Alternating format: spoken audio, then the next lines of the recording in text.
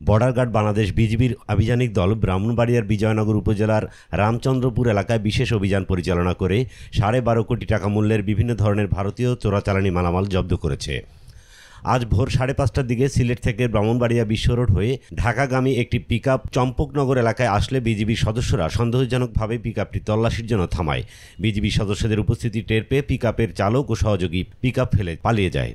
পরে বিজিবি সদস্যরা পিকআপটিতে তল্লাশি চালিয়ে ভারতীয় চোরাচালানি মালামাল উদ্ধার করে, যার আনুমানিক সিজার মূল্য 12,63,20,000 টাকা। জব্দকৃত মালামালসমূহ আখাউড়া কাস্টমস অফিসে জমা দেওয়া হয়েছে।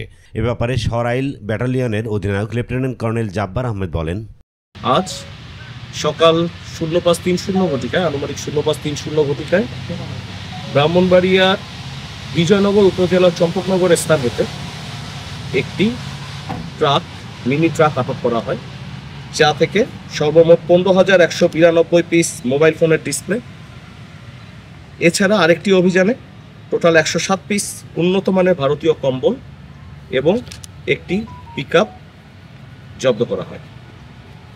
আজকে এই সকল আটককৃত আইটেমের টোটাল মূল্য, সর্বমোট মূল্য 12,63,20,000 টাকা।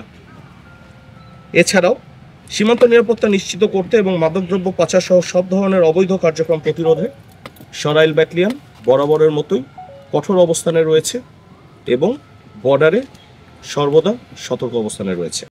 এর ধরনের অভিযান সরাইল ব্যাটালিয়ন 25 বিজিবি কর্তৃক অব্যাহত থাকবে ভবিষ্যতে। গত 6 মাসে আমাদের হচ্ছে টোটাল 45 লক্ষ আর 45 কোটি এবং হচ্ছে 12 কোটি, আমাদের হচ্ছে টোটাল হচ্ছে অ্যারাউন্ড 58 ক্রোর 58 কোটি টাকার মালামাল জব্দ করা হয়েছে। এটা হচ্ছে আমাদের গোয়েন্দা তথ্যের ভিত্তিতে, আমাদের গোপন গোয়েন্দা তথ্যের ভিত্তিতে আমরা জানতে পারি যে আজকে ভোর রাতের দিকে, ভোর 3:30 থেকে 4টার মধ্যে সীমান্ত দিয়ে মোবাইল ডিসপ্লে প্রবেশ করছে এবং এই মোবাইল ডিসপ্লেটি গাড়ির মাধ্যমে, একটি পিকআপের মাধ্যমে এটাকে ব্রাহ্মণবাড়িয়া নিয়ে এসে এটাকে পাচার করা হবে।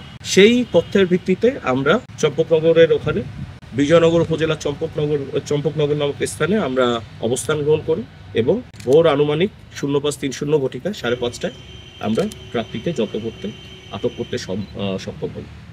মোবাইল ডিসপ্লে ধরা পড়ার পিছনে কারণ হচ্ছে মোবাইল ডিসপ্লেগুলোর দাম বাংলাদেশে অনেক এবং বাংলাদেশে মোবাইল ডিসপ্লে আনার জন্য এখানে কিছু ট্যাক্সেরও বিষয় রয়েছে, বাট ইন্ডিয়া থেকে এটা চোরাই পথে আনলে একটু কম মূল্যে নিয়ে আসা যায়, যার ফলে এই মোবাইল ডিসপ্লে বেশি পরিমাণে এখন বাংলাদেশে প্রবেশ করছে। মাদকের চালান কিছুটা কমেছে এবং আমরা এই মাদকের চালান চোরাকারবারি ধরার জন্য, এই মাদকের চোরাচালান ধরার জন্য আমরা সর্বদা সচেষ্ট হই। বিজিবি টহল জোরদার করা হয়েছে এবং আমাদের বিজিবি সতর্ক অবস্থানে রয়েছে যেন আমাদের এই 49 কিলোমিটার সীমান্ত দিয়ে কোনো প্রকার অস্ত্র চোরাচালান না, এবং একই সঙ্গে পাশাপাশি আমাদের গোয়েন্দা নজরদারি আমরা বৃদ্ধি করছি।